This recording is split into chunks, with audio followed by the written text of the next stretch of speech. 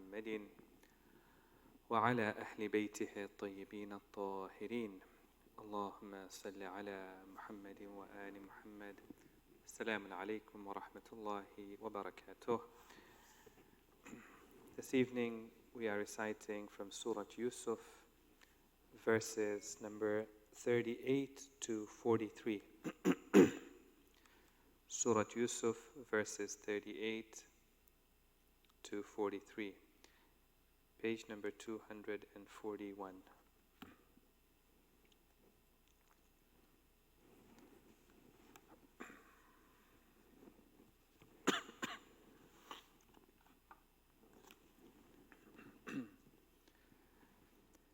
أعوذ بالله من الشيطان الرجيم. بسم الله الرحمن الرحيم. واتبعت ملة آبائي إبراهيم وإسحاق ويعقوب ما كان لنا أن نشرك بالله من شيء ذلك من فضل الله علينا وعلى الناس ولكن أكثر الناس لا يشكرون. يا صاحبي السجن أأرباب متفرقون خير أم الله الواحد القهار. ما تعبدون من دونه إلا أسماء سميتموها أنتم وآباؤكم ما أنزل الله بها من سلطان إن الحكم إلا لله أمر أن لا تعبدوا إلا إياه ذلك الدين القيم ولكن أكثر الناس لا يعلمون. يا صاحبي السجن أما أحدكما فيسقي ربه خمرا وأما الآخر فيصلب فتأكل الطير من رأسه قضي الأمر الذي فيه تستفتيان. وقال للذي ظن أنه ناج منهما اذكرني عند ربك فأنساه الشيطان ذكر ربه فلبث في السجن بضع سنين. وقال الملك إني أرى 7 بقرات سمان يأكلوهن 7 عجاف و7 سنبلات خضر وأخر يابسات يا أيها الملأ أفتوني في رؤياي إن كنتم للرؤيا تعبرون. صدق الله العلي العظيم.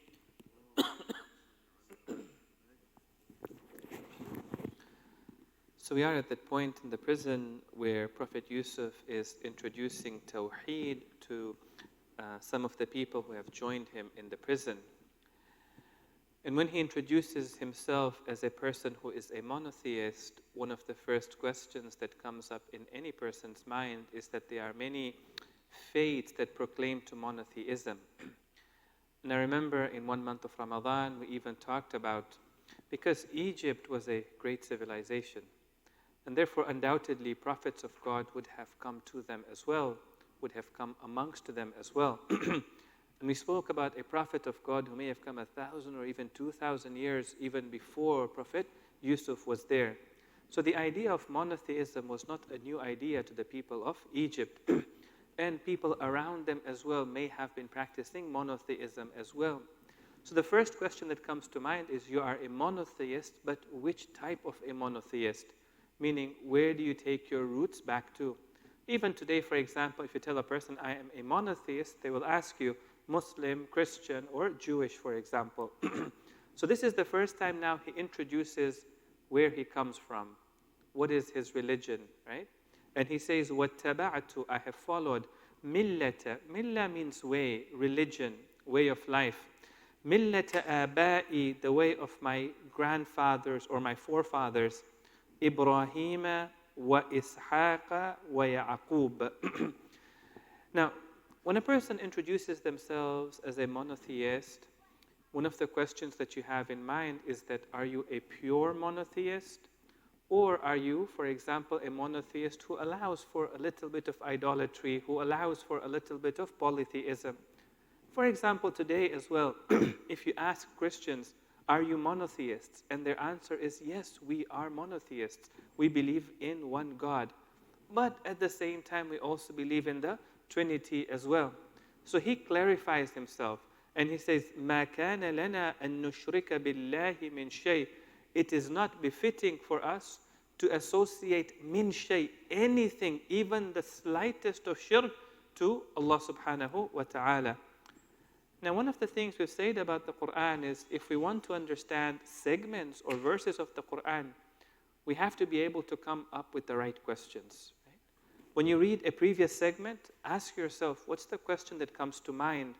Or if a person who was listening to it, what's the question that would come to their minds, right? So one of the questions that must have come up in the minds of the prisoners there is that, is this something that you came up with yourself? You found it yourself? You developed it yourself? He says, no, ذَلِكَ مِنْ فَضْلِ اللَّهِ عَلَيْنَا. This is from the fadl and the grace of Allah subhanahu wa ta'ala upon us. Question number 2. Is it only something that has come to you, Ibrahim, Ishaq, and Yaqub, people in your family? Or is it for all of humanity? And Prophet Yusuf says, وَعَلَى النَّاسِ. And for all of humanity, the same grace is also there. Question number 3. If God has graced all of humanity with guidance towards monotheism, then how come a lot of people are not monotheists? Especially in the context of Egypt at that time. Many people were not monotheists purely.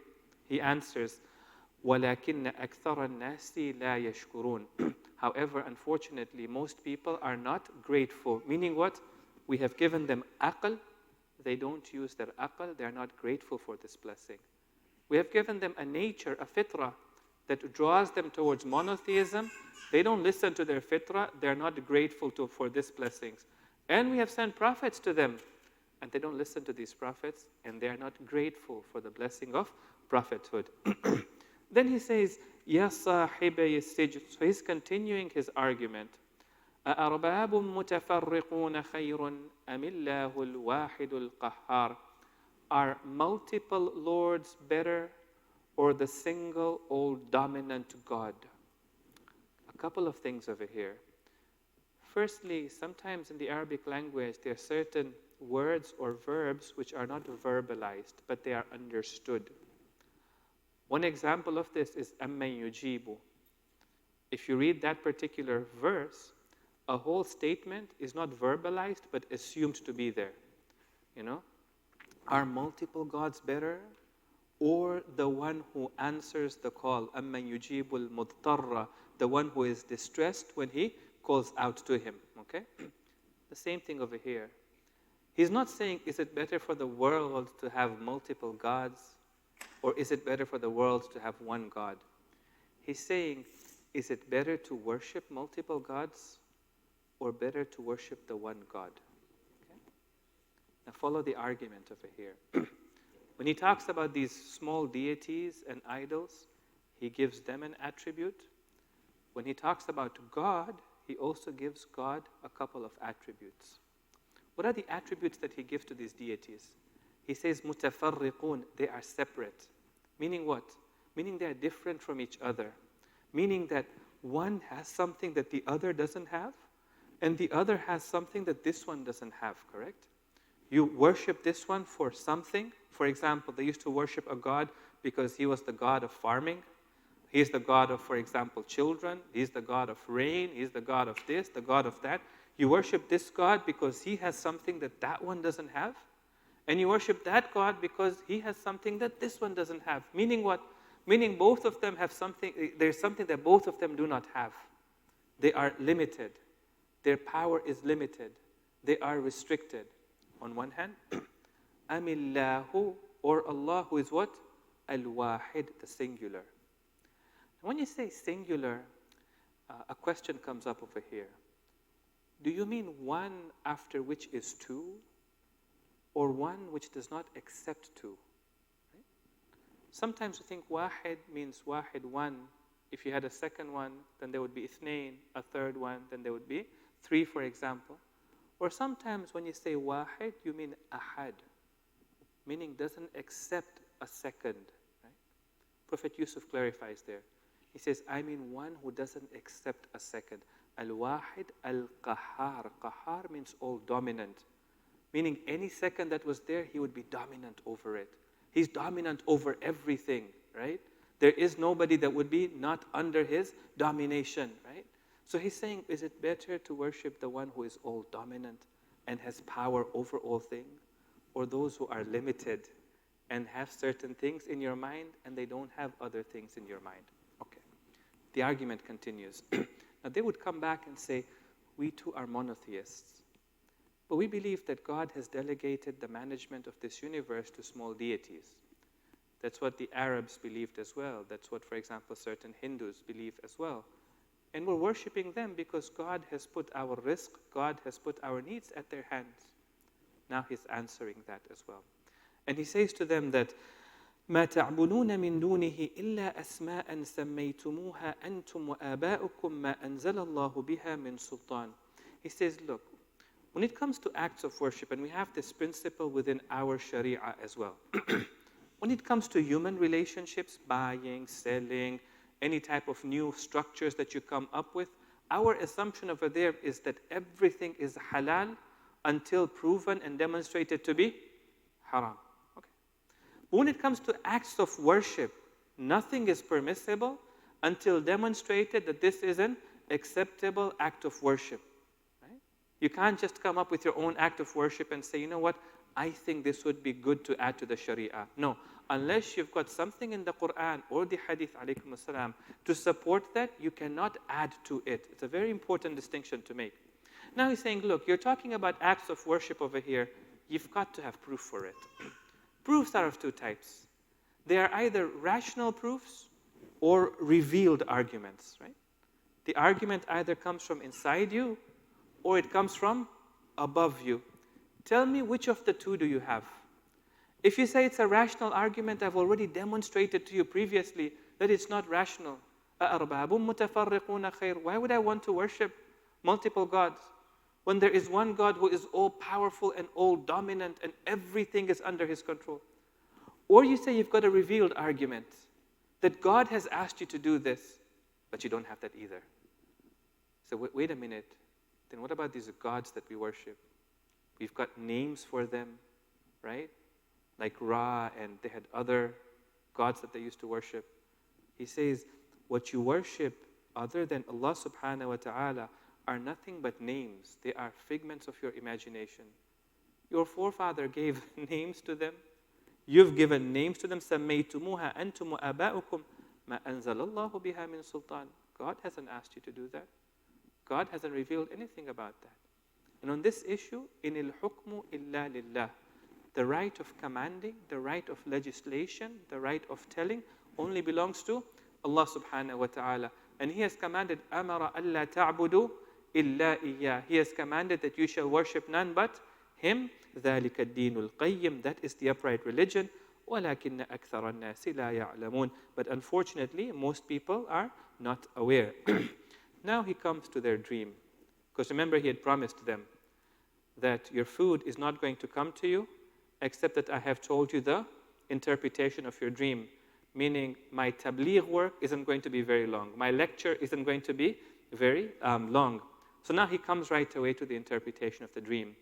And he says, Ya sahibay sijn, O my two companions in the prison. So you know, when we talk about somebody being a sahabi, being a companion, by itself is not a virtue or a position, right? I mean, as long as one person spends time with another person, is close to them, he's known as his sahib, right? His companion. These two people, they entered the night before into the prison. The next morning, they're telling their dream to Prophet Yusuf. He says, Ya sahibay sijn, O my companions in the prison. And both of them, by the way, are not believers. Amma ahadukuma, as for one of you. He doesn't tell them which one. He just says one of you. So he's breaking the news slowly to them. because one of them is going to be losing their lives. And he doesn't want to come down hard on that person, right? It says, one of you, فَيَسْقِي رَبَّهُ خَمْرًا. He's going to be serving wine to his Lord, wine to his master. The word Rabb was used for the master, for the king, okay? وَأَمَّا الْآخَرِ. As for the other one, فَيُصْلَبُ. He's going to be crucified. فَتَأْكُلُ الطَّيْرُ مِنْ رَأْسِهِ. And the birds will be eating from the head. Now, once he says that, it's obvious which one is going to be doing what. I mean, any person would be able to put 2 and 2 together over there. So it is said in some ahadith, when the one who's going to be killed realized that I am going to be the one who's going to be crucified and killed, he said, you know what, I was just joking. I didn't actually see this dream. Or it isn't the way I described it. I was just joking around, not such dream. He thought if he denied seeing the dream, then the result would go away. So Prophet Yusuf says something very interesting to him. He tells him, I'm not just interpreting your dream. I'm not just trying to be a psychologist over here. Yeah? قُضِيَ الْأَمْرُ الَّذِي فِيهِ تَسْتَفْتِيَانِ. What you are asking about has already been decreed in the law of Allah subhanahu wa ta'ala. I am informing you from the ghaib, from the unseen. I'm not just interpreting a dream as others would interpret the dream. And one thing we have to know about dreams is that sometimes dreams are a product of our own imagination. And sometimes dreams happen because our soul comes in touch with the world of barzakh, or a higher reality. Okay? Even when the world comes in touch, or the soul comes in touch with the world of barzakh, sometimes dreams are inspired by shaitan, and sometimes dreams are inspired by Rahman, Allah subhanahu wa ta'ala. And the hadith even talk about how these two types of dreams are separate from each other. Number 3, even when the dreams are inspired by God, right? Sometimes we don't know how to interpret them, because everything in the world of dreams is very symbolic. Right? Requires somebody who is either very skilled at it, or somebody like Prophet Yusuf, who actually interprets it because he's got ilmul ghaib, some knowledge of the unseen. Yusuf is telling them, I'm telling you, your dream is because you've come into contact with something from a higher world, and my interpretation of it is also not just a skilled interpretation, it is a revealed interpretation. Okay. وَقَالَ لِلَّذِي ظَنَّ أَنَّهُ نَاجٍ مِّنْهُمَا. He said to the one whom he knew was going to be saved amongst the two of them. So he didn't say to the one who was going to be crucified, he said to the one who was going to be serving the wine, اذْكُرْنِي عِنْدَ رَبِّكَ. Remember me in the presence of your master. Remember me in the presence of the king. Tell him, in case he has forgotten about me, that I have been in jail for a very long time. And this is not fair. I need to be able to be released from the jail. فَأَنْسَاهُ الشَّيْطَانُ ذِكْرَ رَبِّهِ. So shaitan made him forget mentioning to the master. Now there are 2 interpretations here. The first interpretation says that shaitan made that person who was going to be serving wine forget to mention Prophet Yusuf to the king. So the moment he would go to serve wine, he would forget about Prophet Yusuf. And the one who made him forget was shaitan. The second interpretation says, no, shaitan made Prophet Yusuf forget asking his need from Allah subhanahu wa ta'ala. He should not have asked from a creature of God. He should have asked directly from God. Which of these 2 interpretations is correct? It's a very important question. فَأَنْسَاهُ الشَّيْطَانُ. Shaitan made him forget. Made who forget? Prophet Yusuf, or the one who saw the dream?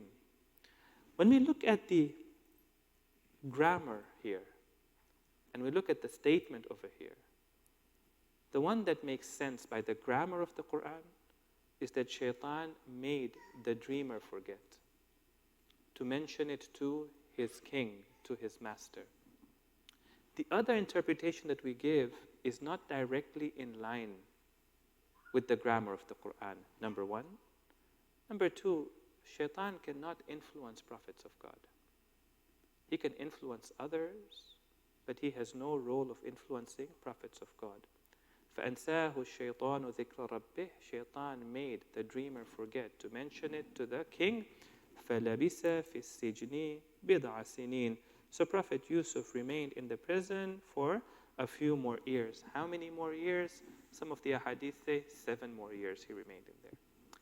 In either case, whether shaitan made, if somebody says Prophet Yusuf forget, or shaitan made the dreamer forget, one thing that stands out over here for us is that Prophet Yusuf sought help from someone other than Allah subhanahu wa ta'ala. And for people like me and you, that's not a problem. In fact, Allah would praise us for doing that, because we were just seeking help to be able to come out of prison, which is our right to be able to do that. We put some effort into it, we thought about it, alhamdulillah. Somebody like Prophet Yusuf is expected to have the highest level of tawakkul. Right? So we're told in one of the hadith from the Prophet of Allah, Hadrat Muhammad Mustafa sallallahu alayhi wa alih. Sorry, this hadith is from the 6th Imam. The Jibreel came down at that time to Prophet Yusuf. And he said to him, Ya Yusuf, O Yusuf, Man ja'alaka ahsan al-nas, who made you the most handsome of people?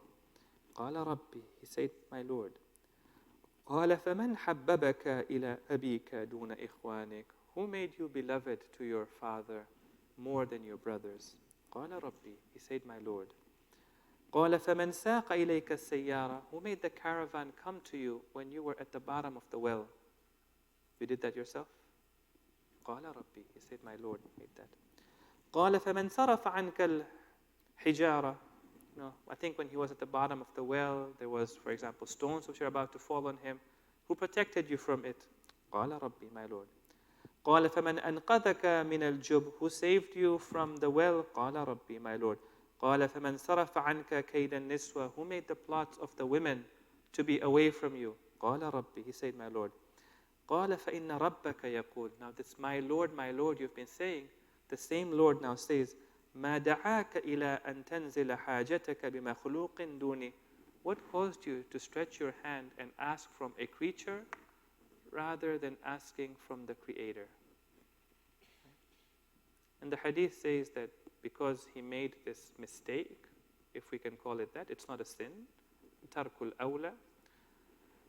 Sometimes they say, well, how can we associate with prophets of God? They are infallible, they do not commit sins. Yes, they don't commit sins because the position requires that they don't commit sins.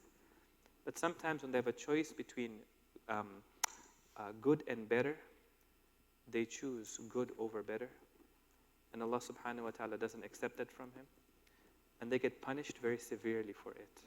Right? Prophet Yunus, when he made that mistake, ended up in the belly of the whale.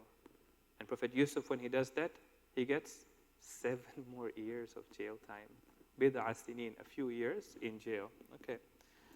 So time passes. وَقَالَ الْمَلِكُ, and then one day the king says, إِنِّي أَرَى, I have seen سَبْعَ بَقَرَاتٍ, 7 cows, سِمَانٍ, which are fat, يَأْكُلُهُنَّ سَبْعٌ عِجَافٌ, which are being eaten by 7 which are thin, وَسَبْعَ سُنْبُلَاتٍ, and 7 ears, خُضْرٍ, which are green, وَأُخَرَ يَابِسَاتٍ, ears, by ears of, like wheat, and 7 which are dry.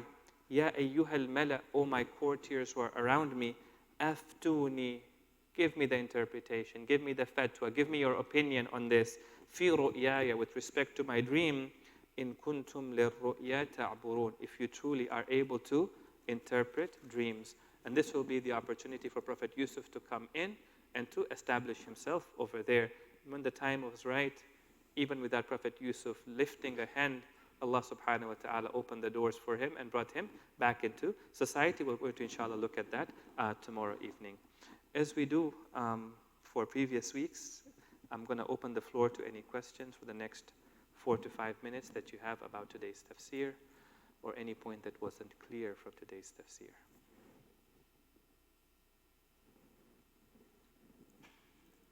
Yes.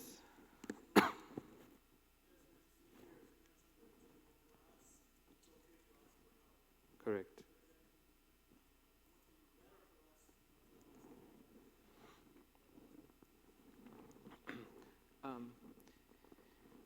You see, the first point is, so the question is that wouldn't it better for us not to ask for any other help and just leave it in the hands of Allah subhanahu wa ta'ala. Ask Allah subhanahu wa ta'ala for help.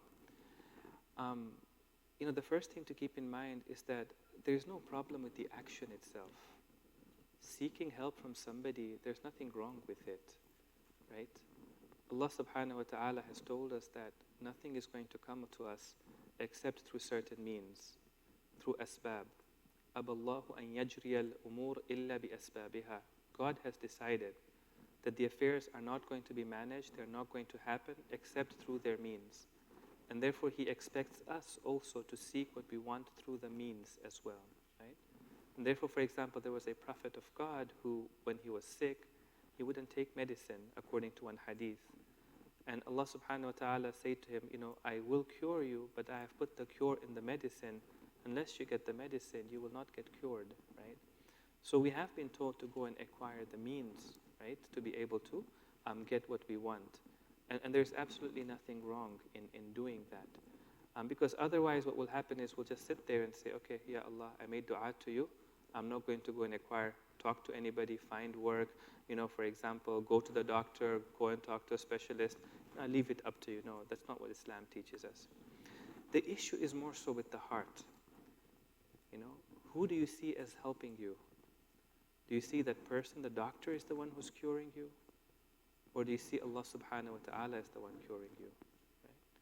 And even when you seek help from the doctor, it should be very clear in the heart that the help is actually coming from Allah subhanahu wa ta'ala. The cure is coming from God, the money is coming from God, the protection is coming from Allah subhanahu wa ta'ala. Sometimes in our hearts, we say to ourselves, I've prayed to God, nothing has happened. Let me do something myself. And we assume that we can do something that is outside of the will of God or outside of the decree of God, right? Or sometimes in our cases, for example, we go and put our hands into haram, right? And there is where we're told that the problem is with your thought, that you would actually think that something would happen outside the decree of God or outside the will of God, right? I don't think perhaps the problem is not that the Prophet Yusuf went and asked for help, but perhaps he thought that nothing has happened for a while right now. I haven't heard anything. Maybe I need to now do something about it. As if, for example, God isn't doing something about it. And that's where it becomes problematic.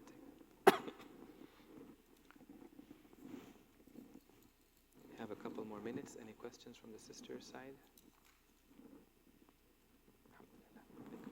Sallu ala Muhammad wa ali Muhammad.